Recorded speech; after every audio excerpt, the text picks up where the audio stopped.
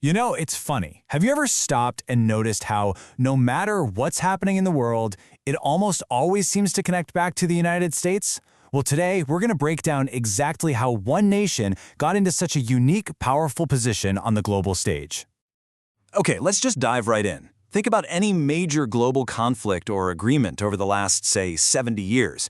Chances are the big decisions, the real turning points, were happening in Washington, D.C. It's really become the political center of gravity for the entire planet. And it's not just politics, right? Think about culture. The movies we all watch, the music we stream, so many of those global trends start in Hollywood or with American artists. It's this incredible soft power that just seeps into every corner of the world.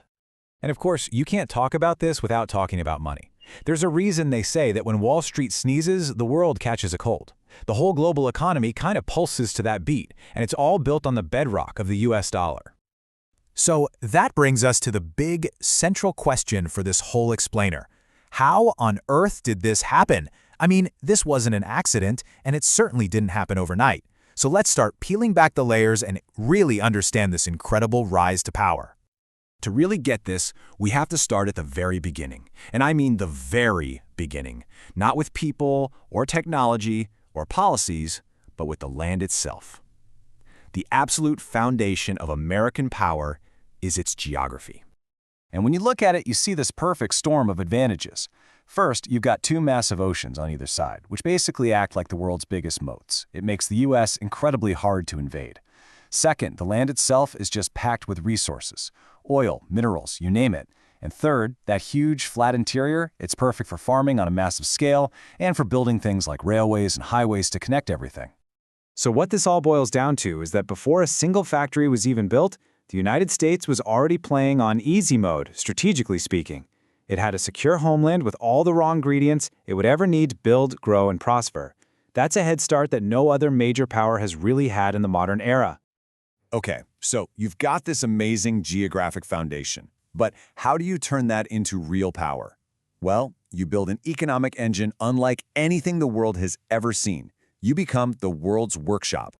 So in the early 1900s, you've got these incredible innovations, like the assembly line, that let America make things way cheaper and faster than anyone else. Then, the two world wars happen.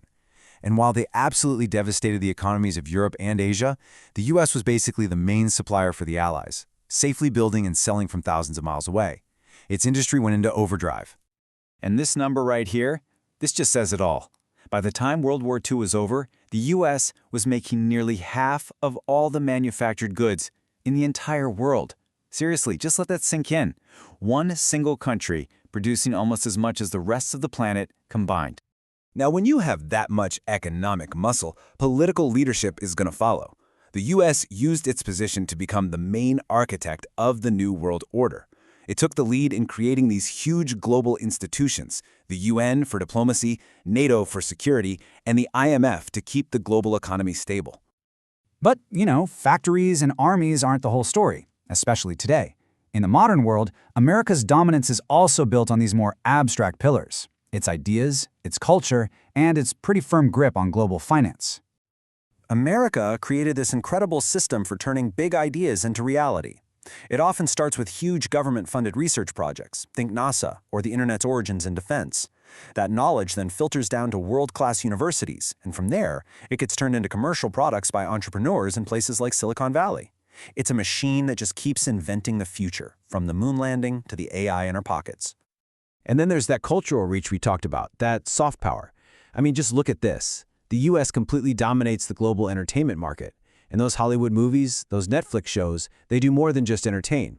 They actually shape how people all over the world think and talk and even what they dream about. All right, this next one is maybe the most powerful and probably the least understood tool in America's toolbox: the dollar. So what's a reserve currency?